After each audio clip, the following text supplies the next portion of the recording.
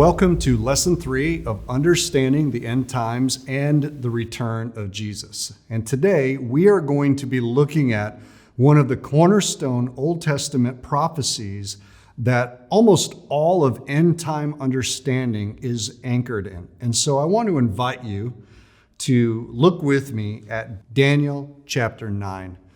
And in Daniel chapter 9, in the coming weeks and in the coming lessons, we're going to be spending a lot more time in Daniel, especially Daniel 9 and 10, because there are some really important keys to understanding end times that are found in Daniel's prophecy. It's important, though, that before we lay too much groundwork pertaining to things like the tribulation, Antichrist, and signs of the times that Jesus taught on, that we understand a little bit more of the book of Daniel. Daniel chapter 9 is a significant prophecy. In fact, it's probably the cornerstone prophecy in the book of Daniel. If we don't understand Daniel 9, we won't understand how God is dealing with his covenant people, the nation of Israel. To give you a little bit of context, in the very beginning of Daniel chapter 9, Daniel is living in Persian Empire. He has been taken captive under the Babylonian leadership. The empires have shifted. It's now the Medo-Persian Empire. Daniel is reading the prophecies of the prophet Jeremiah. Jeremiah had prophesied just at the very beginning, leading up to and then the very beginning of the Babylonian exile. And he prophesied not only about the coming destruction and exile into Babylon, but he also prophesies in chapter 28, about God's intentions to bring them back into the land. God actually promises, he says, that this exile of going into a foreign land is only going to be for 70 years. And after 70 years, I think we all are maybe familiar with Jeremiah 28, verse 11, which is plastered on, refrigerator magnets and t-shirts and bumper stickers everywhere, where it says, "I know the plans that I have for you, declares the Lord, not plans to harm you or to destroy you, but to give you a future and a hope." That was not written for you and I to just be inspired today, and if we are, that's great. But it was written specifically on the heels of God speaking to his covenant nation, Israel, leading up to their discipline and their judgment, which manifested itself in exile in Babylon, but yet giving them a promise and a prophecy through the prophet Jeremiah that after that 70-year exile took place, God's intention was that he wanted to bring them back into the land. Now, it's a conditional promise, because if you read Jeremiah 29 and begin in verse number 1, but when you get to verse number 10, God says, "When you seek me with all of your heart." It's conditional. God says, when you've gone into exile and you find yourself in Babylon and Persia, and you are longing to return to your land, if you will seek my face and pray, if your heart will really be broken, if you'll repent from your national sin, God says, I'm going to hear it, and I'm going to bring you back into the land. I'm going to fulfill my promise after 70 years. Well, Daniel is in the land of Persia. He was in leadership both in the Babylonian and the Persian Empire. He's probably from a priestly line, a priestly family, so he has access to the law and the prophets, and he probably has a copy. In fact, we know he has a copy of Jeremiah. He's reading it, and he realizes we're almost at the 70-year mark. We're almost there, and God said that when we got to that 70-year period of time where our discipline under God has come to a fulfillment, if we sought God, if we prayed, and if we repented of our sin, God said he would bring us back into the land. So we see Daniel immediately in verse number 3, all the way down through verse number 19. He's repenting because he's reading in his Bible, so to speak, God's promises that it's only going to be 70 years. In fact, at the end of verse number 2, it says the desolations of Jerusalem, namely 70 years. So where does he get that? He gets that from Jeremiah. Incidentally, the reason why God chose 70 years was because it was the number of Sabbath years, that Israel refused to let the land rest that God had commanded them to do when he brought them into the land under Joshua. He said 6 years you work the land, seventh year is a Sabbath year. And then after 7 sevens, 49 years, the 50th year is a year of Jubilee. It's an ultra Sabbath. Well, Israel never honored those Sabbaths. They never let the land rest. They didn't honor God. And so God took them out of the land until the 70 years were accomplished and he got those Sabbath years back, both for their hearts and for the land. But in chapter 9, Daniel's reading this and it causes him to go into a deep season of prayer, repentance, and intercession for the nation of Israel. He's crying out to God, God, you've promised you're going to bring us back into the land. In other words, he's appealing to God to fulfill his covenant promises to his people, the nation of Israel. And after he has prayed this, in verse number 20, he says, while I was still speaking and praying, confessing my sins and the sins of my people, and presenting my plea before the Lord my God, the holy hill of my God, that's Zion. It says, verse 21, while I was speaking in prayer, the man Gabriel, whom I had seen in a vision at first, all the way back in the earlier chapters, says, he came to me swiftly in flight at the time of the evening sacrifices. So they're gauging the time frame of their day, even by the operations of the temple. So Daniel's been praying, Daniel's been repenting, confessing sins, because he wants to be right. He wants God to release them to go back into the land. And God sends Gabriel, this holy angel who has spoken to him before, who comes and lays out for Daniel this incredible chapter, this prophecy that is a prophecy about how God is going to not only bring them back into the land, but fulfill his covenant promises to Israel, not just to bring them into land, but to actually bring redemption and a Messiah and establish their kingdom in a way that he has promised to David, to Abraham, and all through the Old Testament. So the rest of Daniel chapter 9 is a prophecy that is a cornerstone. And if you don't know why a cornerstone is significant, is when you are building a home, especially in ancient times, you set a cornerstone because a cornerstone was perfectly squared. It was a measurement, a 90-degree angle at the corner, so that you could build the rest of the house off of the measurements of the cornerstone. When the Bible says Jesus is our cornerstone, it's because if we build our life on him, it's not only stable, but it also gives us perfect metric for building our lives and understanding God. Well, this prophecy that Gabriel gives to Daniel is a perfect metric of how God is going to restore them and how he's going to bring the Messiah, how he's going to establish the kingdom, and a lot of other things that we're going to cover here in just a moment. So it's a cornerstone prophecy. If we don't understand what I'm about to lay out to you, we will miss a whole lot of what Jesus taught in Matthew chapter 24 and Luke 21 when he lays out the signs of the times. And we won't really begin and be able to understand the book of Revelation because much of the book of Revelation is built off the grid of the book of Daniel. This is so key. This prophecy is so key. And yet, it's so important, but yet it is so misunderstood by so many Christians. There are really a few reactions that people have to the book of Daniel. Number one is they read the first half of it and they skip the second half of it because they don't understand it. The historical part of it, Shadrach, Meshach, Abednego, we get that. The fiery furnace, we get that.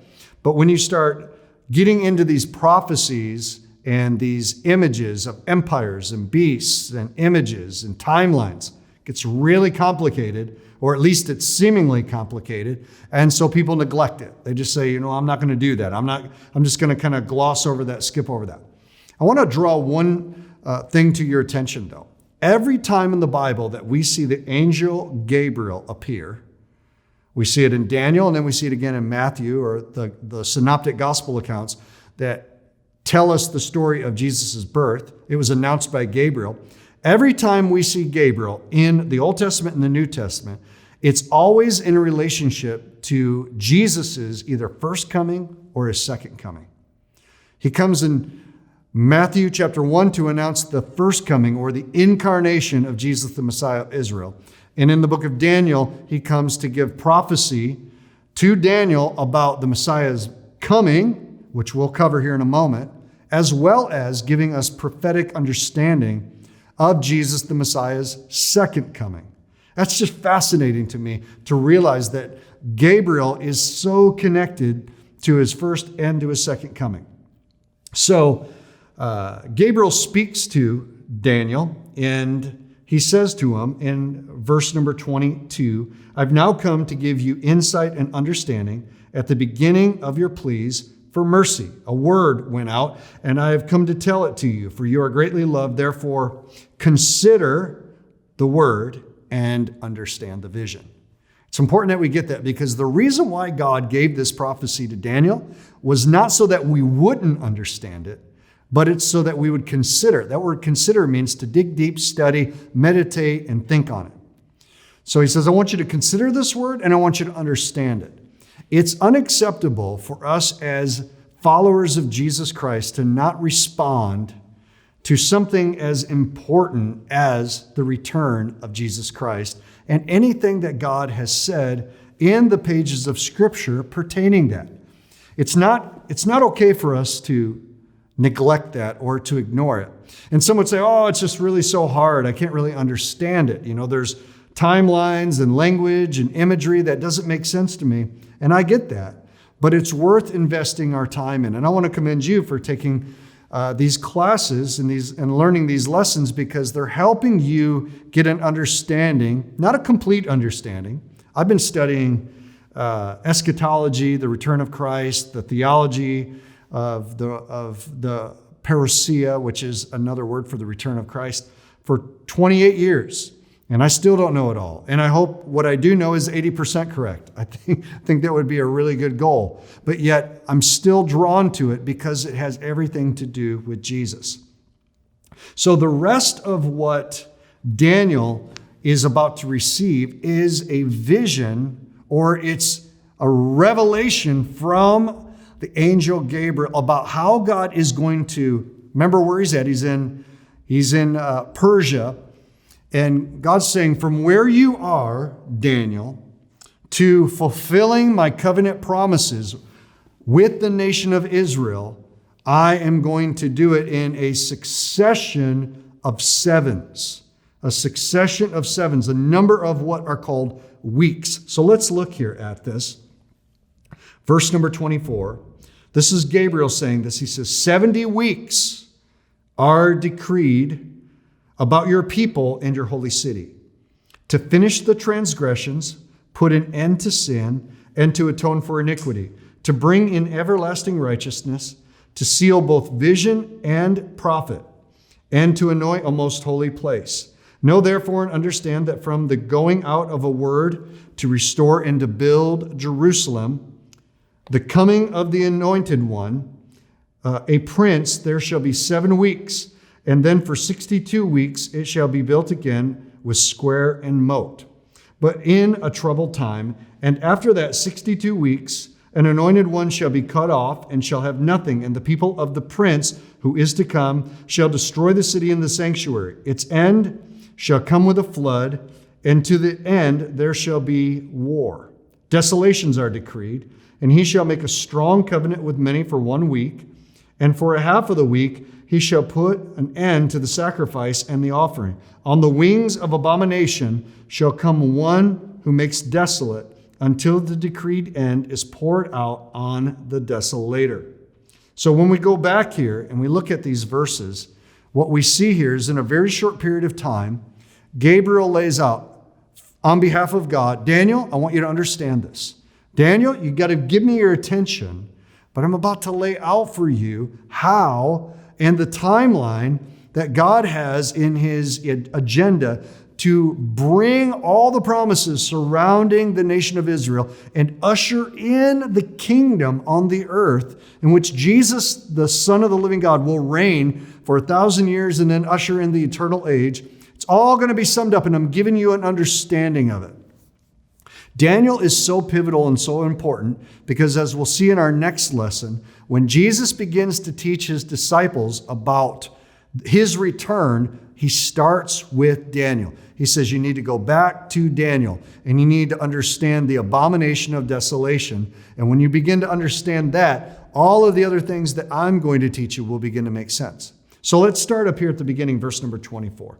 Gabriel says, 70 weeks are decreed for you and for your people and for your holy city to, and then he lists off 6 things. He says, number 1, to finish transgressions. Number 2, to put an end to sin. Number 3, to atone for iniquity. Number 4, to bring in everlasting righteousness. Number 5, to seal both vision and prophet. And then 6, to anoint a most holy place, or the most holy place. He said 70 weeks are decreed. In the Hebrew language, they thought differently than you and I do in English. When we say 70 weeks, we think a week is 7 days. But for them, a week could be measured in 7 days or in 7 years. It's what's called in the Hebrew language, or the measure that they use is called a heptad, or a 7. So when he says 70 weeks are decreed for you, what he's referring to is 70 sevens. 77. So if you take 70, and a 7 is a 7-year period of time, it's a week.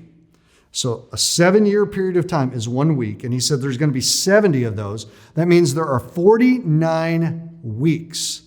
49 weeks, or 490 years, that God has established to fulfill his promises for the covenant nation of Israel.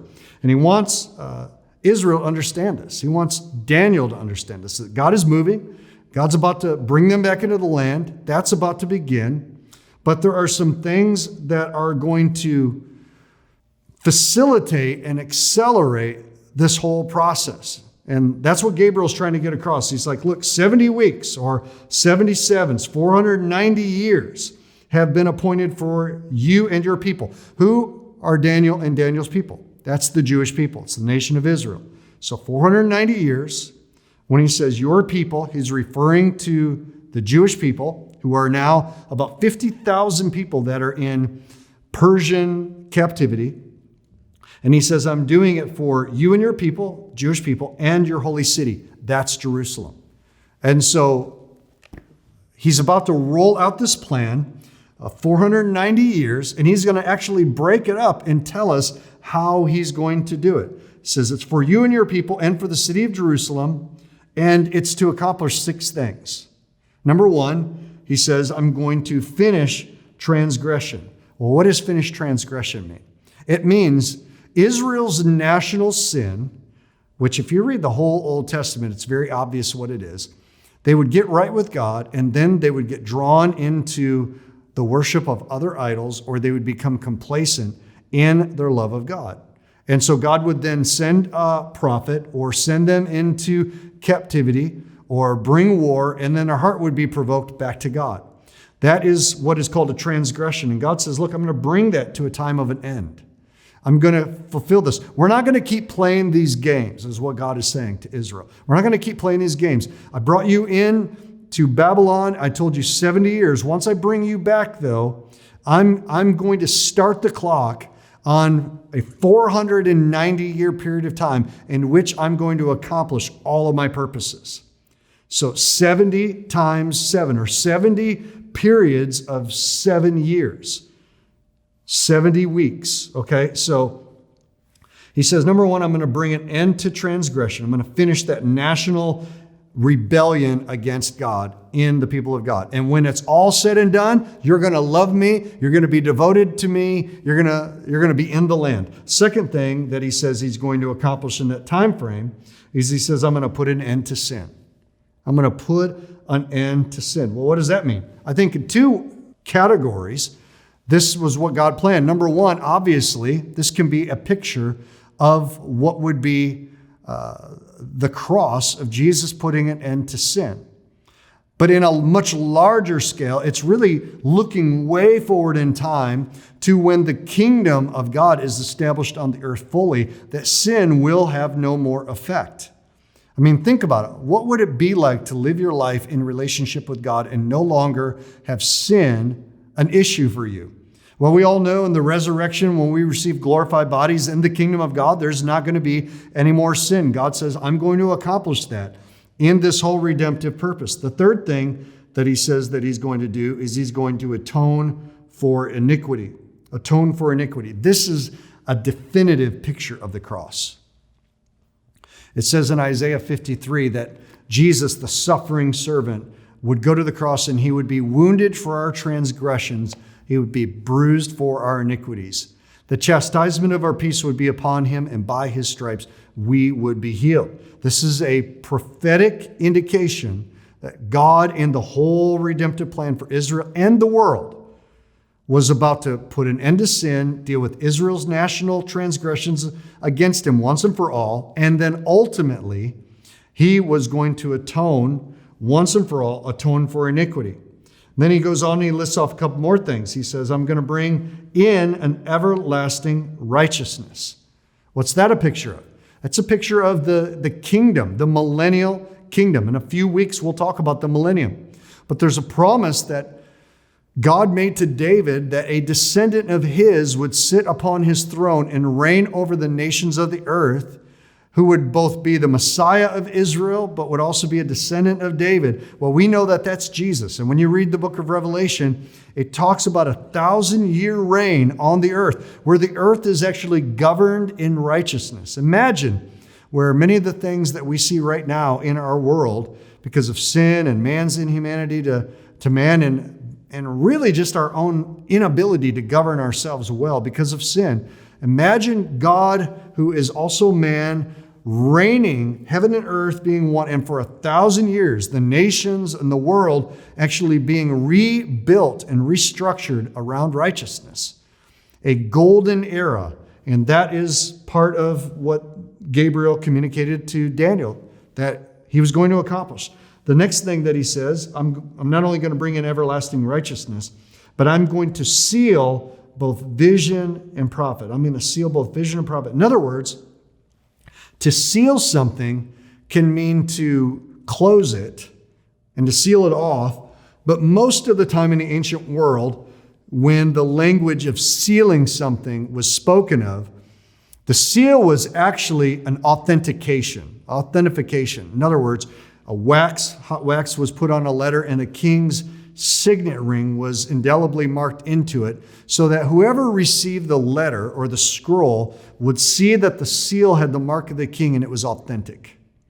What does God mean when he says, I'm going to seal up both prophet and vision? What he's saying is, I'm going to prove that I'm God and I'm the God of the history, and that I'm bringing my purposes to pass because I'm going to fulfill everything that I have prophesied. In the Old Testament, and even through Jesus and everything in between, I'm going to seal up prophet and vision. I'm going to mark it. Now, in a secondary sense, it does speak of the sealing. In other words, closing some of it off, because what we'll find is in the last chapter of Daniel, God actually tells Daniel, seal this up because it's not for now. And when we get to the book of Revelation, we see that Jesus, the spotless Lamb of God, was found to be the one who could break the seals and actually open the scrolls. And that's going to be a fascinating study. But so he mentions here, seal up, vision and prophet. And then the last thing that he says he's going to do is to anoint the most holy place. That, I believe, has to do with the temple. The temple that will be rebuilt prior to the return of Christ in Jerusalem on Temple Mount. He says, I'm going to actually anoint most holy place. And every time the Bible uses that idea of a most holy place, it's speaking in reference about the temple. Now, it can also be talking about the Messiah, because Jesus, the Messiah, is the anointed one, and he will reign from that temple. So when it says he's going to consecrate or he's going to anoint that most holy place, it's also kind of a picture of the fact that God is going to empower his people because of the presence of Jesus in our midst. So he says, look, this is the 70 weeks, 490 years. Daniel, pay attention, because when I begin to bring you back into the land to rebuild the temple, when that begins to happen, it's like the finger of the Lord is taken off the pause button, and the next 400 years, or 70 periods of 7 years, are about to kick in. And then look at verse number 25. It says, know therefore and understand this, that from the going out of the word to restore and to build Jerusalem, till the coming of an anointed one, a prince, there shall be 7 weeks, and then for 62 weeks it shall be built again. So I want you to do some basic math with me. Okay, if 7 years equals 1 unit of time or 1 week, Daniel is receiving this revelation and this understanding that there's going to be a period of 490 years that is going to be broken up by certain demarcations. And he says it begins with the going out, the word to restore and to rebuild Jerusalem. Well, most scholars stumble over this, and we have a couple issues. We've got lunar calendar versus solar calendar. We've got Greco-Roman calendars versus Persian calendars versus Jewish calendars. So really nailing these things in are not necessarily the most simple things to get. And you can be off a year or two, those types of things. But the majority of what we're supposed to be paying attention to is kind of the breakout of it, that there's this period of time that he says, and he wants us to understand that from the going out of the word to restore and to rebuild Jerusalem, that's the start point. So as soon as that command happens, I want you to understand that the 490-year period of time, or the 70 times 7 weeks, which are each 7 years in length, has started. And so, what year is Daniel living in? Well, Daniel, in Daniel chapter 9, this is 538 BC.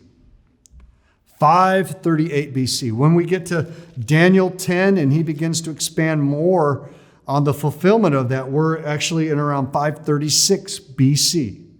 Give or take a little bit, but 538 BC. So when you begin to take a look at that and go, okay, when is this all going to kick in? Here's what we know. We know that the command by the Persians, think about this, the Persian king was the one who actually gave the command for the temple to be rebuilt, for the temple to begin to be rebuilt.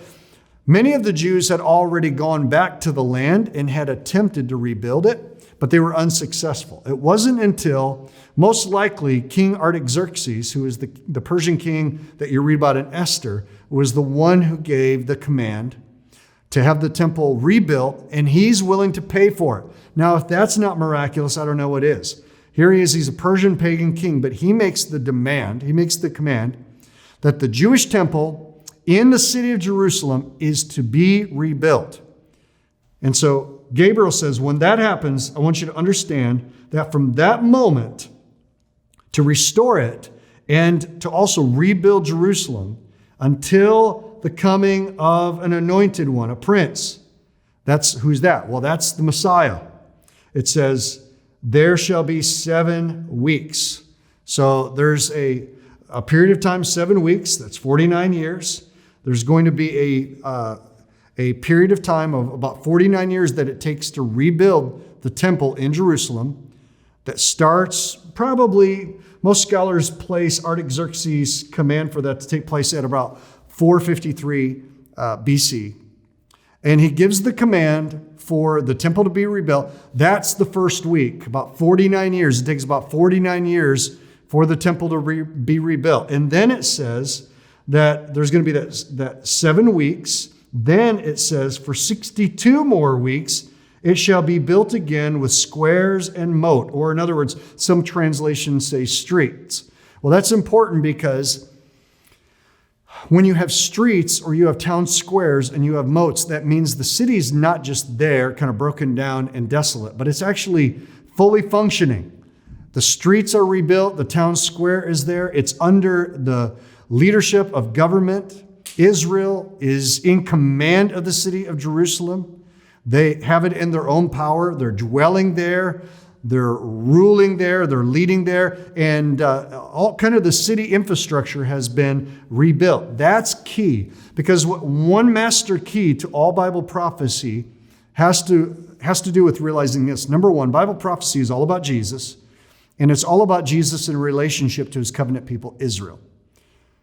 And the third ripple out of that is how Jesus, as the Messiah of Israel, deals with the nations of the earth.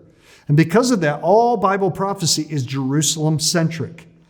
Whenever Israel is present in Jerusalem, which is their capital city, and they're safe there, they're dwelling there, it's like God is at work in his prophetic plan. As soon as they are taken out of it, his finger comes off the accelerator, and it's like pause is put for a moment until they go back into the land. Anytime you see Israel back into the land, as we discussed in lesson 2, it's a prophetic signpost for us. So it says that there's going to be the coming of an anointed one, a prince. He's the Prince of Peace. And then there shall be 7 weeks, and then another 62 weeks for it to be built with squares and moats, but in a time of trouble. In a time of trouble. So here's what we know. Historically, after Israel, under Cyrus, or Artaxerxes, was commanded to go back and to rebuild the temple, they secured it. We know that Nehemiah is part of that. He goes back to Jerusalem to rebuild the walls, to secure it, and to protect the city so that the infrastructure can be rebuilt. And it's interesting that Nehemiah, for example, we know historically that Nehemiah left his post of working for the king in around 407 BC. And we know that he left that post, and the city of Jerusalem was rebuilt in the year around 409 BC, so about 2 years in that window.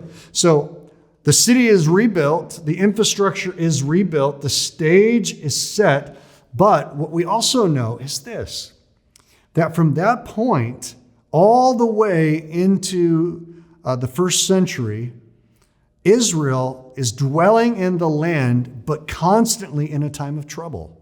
Well, what kind of trouble? Well, even though they're back in the land and the temple is rebuilt, the city is rebuilt, there's constant trouble. First, Greece comes in. The Greco Empire comes in. Alexander the Great, you've probably heard of him. When he dies, he divides his kingdom up into 4 regions. And one of his generals was a man that came to be known as Antiochus Epiphanes. And so he comes as ruler, and he actually tries to destroy the Jewish culture, destroy Jewish worship. There's massive persecution that takes place. After that, and we've all heard of the holiday Hanukkah. Well, that's a celebration of the Maccabees, who withstood the Greeks. The oil never ran out, and it became known as the Festival of Lights because God supernaturally preserved them. And after the Greeks came in, then Rome came in. And so when Jesus, as we'll see here in a moment, when he actually shows up on the scene, Israel is in the land, the temple is rebuilt, but it's still in the midst of oppression or during a time of trouble, just like Gabriel said it would take place. And now in verse number 28, it says, and after the 62 weeks, an anointed one shall be cut off and shall have nothing. So after 62 weeks, let me go back here, because I'm not going to attach specific years because of the calendars. They're a little bit frayed, but let's do it in chunks. Number one, there's 1 week or 1 7-year period of time, 49 years, to rebuild the temple. That's a 49-year period of time. Then there's 62 weeks from the time that the temple and the city of Jerusalem is rebuilt until the time that Messiah enters in, or as it says, that the Holy One actually enters into the city of Jerusalem. The anointed one shall be cut off. So 62 weeks and 7 equals 69 weeks, or 483 years. I know it's complicated. It's even complicated for me sometimes, but what we know is from the time the order is given to rebuild Jerusalem until the Messiah is cut off, or he enters into the city of Jerusalem, is 483 years. If you go back and you can look historically and you can attach those dates, that means this. That means almost 500 years beforehand, Daniel prophesied that the Messiah would appear in the city of Jerusalem in about the year 26 or 27 AD. If you look historically, most scholars believe that Jesus was born somewhere around 3-4 BC, which means that Jesus died on the cross. He entered into Jerusalem and died on the cross somewhere between 27 AD and 30 AD at the latest, somewhere in that window, exactly like Daniel describes. And it says, and then it says, he shall come, he will be cut off. What does that mean? He's going to be killed. Daniel is probably just beside himself, thinking about, wait a second, Jerusalem's rebuilt. We're back in the land. The Messiah shows up, but yet he's then killed. And it says, and he shall have nothing, which means he's basically empty-handed. He doesn't come in and take the throne, the Messiah. And you have to understand through a Jewish context that when they thought of a Messiah, they're thinking of a king. So this idea of the Messiah coming into his city, but yet having nothing, is a perfect way to describe how Jesus enters into the city. He comes in, but he doesn't yet assume the throne. And it says he shall have nothing. And look at this next part. And the people of the prince who is to come shall destroy the city and the sanctuary. What's that referring to? Well, we will see in upcoming lessons that when it's talking about the people of the prince who is to come, the prince who is to come is a reference to the Antichrist. He's the little horn. And it says the people of the prince, the people of the Antichrist, will actually be the people that destroy the city and the sanctuary, the temple, once again. So here the angel, Gabriel, is telling Daniel, you're going back into the land. God has a plan. It's going to be 490 years or 77s, 7 weeks in which he's going to carry out his covenant plans. Yes, you're coming back into the land. That's going to happen. Yes, the temple is going to be rebuilt. And when you hear the command for it to be rebuilt, start the countdown. It's going to take 49 years probably to build, 70 times 7 or 7 weeks, 49 years. And there's going to be 62 more weeks. And then suddenly, city of Jerusalem is going to be completely restored, moats, town squares, streets. And then when that takes place, the anointed one, after that 62-week period of time, then the anointed one is going to enter into the city of Jerusalem. And when he does, he's going to be killed.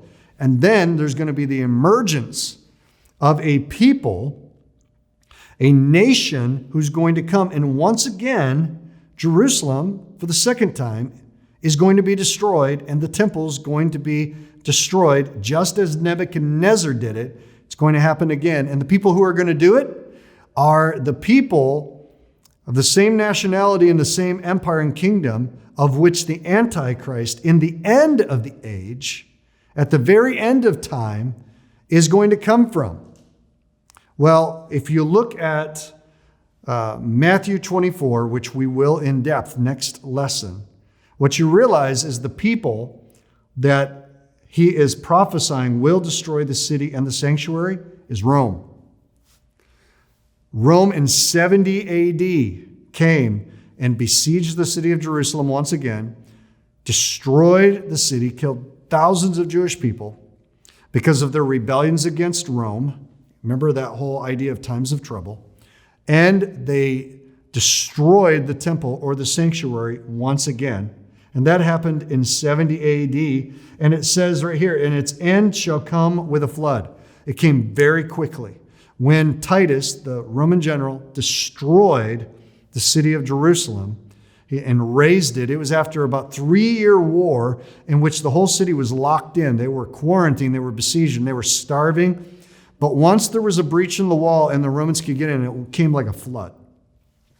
So exactly what was prophesied actually happened. Jesus actually reiterates it in the Olivet Discourse, as we'll see. But then, here's something to pay attention to. It says that the people who actually destroy the sanctuary and the temple once again, they will be the people that the end time Antichrist, this figure that the Bible refers to as the man of lawlessness or the man of sin, it says he will actually come from this people. Well, if it's Rome, what does that mean? Well, it means that the empire that the Antichrist will emerge from at the end of time, we have a whole lesson where we're going to be covering that. He's going to emerge from what was previously the Roman Empire. He's the prince of the people. He's the prince who is to come, who's from the people that will destroy the city of Jerusalem. Okay, so here's the question. What part of the Roman Empire will he come from? Because the Roman Empire eventually was divided into two parts. You had the Western Empire and you had the Eastern Empire. The Western Empire is the European part of the Roman Empire. And that is what so many scholars have highlighted as, yes, the Antichrist, when he emerges, will come out of the European Union, which will be a revived Roman Empire. But there was a second part to the Roman Empire that was called the Eastern Empire. Constantine ruled from Constantinople, which ended up becoming a different city, part of the modern nation of Turkey, which was the headquarters. In fact, Constantinople, which was the capital of the eastern part of the Roman Empire, became the city that you and I now know as Istanbul, Turkey, which is the leading city and what became known as the Ottoman Empire. The Ottoman Empire was the continuation of the Eastern Roman Empire under Islamic control. So there is a good case to be made that the Antichrist actually could come from the Roman people, but from the eastern branch of it and actually be connected to Islam. And in the coming weeks, we will talk more about that. But it says that he will come on the scenes, and then here it says, here's what he's going to do. It said, when this all takes place, it says he will destroy the city and the sanctuary. Its end shall come with a flood, and to the end there shall be war. Desolations are decreed, and he shall make a strong covenant with many for 1 week. So I want to take you all the way back to the heptads, the 70 times 7. Remember, we said that there's 70 times 7. There's 490 years. If we take all of the weeks that lead up until the destruction of Jerusalem and the cutting off of the Messiah, we're 1 week short, because it should be 490 years, but it actually is 483 years. So what is that? It's because as soon as Jesus is cut off and the temple is destroyed and Jerusalem is no longer occupied by the Jewish people. Remember Luke 21, we talked about this relating to Israel being the prophetic signpost. Jesus said that Jerusalem would be trampled under Gentile feet until the time of the Gentiles are fulfilled. This is God taking his hand off and saying, okay, they're out of the land. I'm done dealing with them for right now. 483 years. There's still 7-year period of time to go. When does that kick in? It kicks in right here when in verse number 27, it says, and he shall make, talking about the Antichrist, the prince of the people who will destroy the city. When he comes on the scene, he shall make a strong covenant with many for 1 week, 7 years. The final 7 years of this whole period of 490 years that God has marked out and given to Daniel is how he's going to deal with the nation of Israel. There's still 1 week we refer to as Daniel's 70th week, or 7-year period of time, that is still futuristic. And what I want you to picture it like this. If you remember old cassette players, you would hit play and you could play what's on the tape. But as soon as you paused it, you put pause, everything just stopped. But it wasn't hitting stop. You didn't have to hit play again. It was just pause. But when you were done maybe talking to your friend or answering the phone or whatever, you could come back and you could unpause it. I want you to think this way. In the first century, when Jerusalem was destroyed, the temple was destroyed, just like it was prophesied, God put pause. And he turned his attention to the Gentiles into a period of time that's called the times of the Gentiles, bringing in, as Romans chapter 9 says, the fullness of the Gentiles in. And when that is complete, God is going to reinitiate his plan that he gave so long ago to Daniel through Gabriel, the angel, and he's going to unpause it for a time period of 7 years or 1 week. The final week that we're reading about here is still futuristic. And it says it will begin when the Antichrist makes a covenant. makes a covenant with many. In other words, it's making a covenant with the nation of Israel because they're back in the land. I mean, remember we covered that, 1948. They come back into the land. 1967, they recapture Jerusalem as their capital city.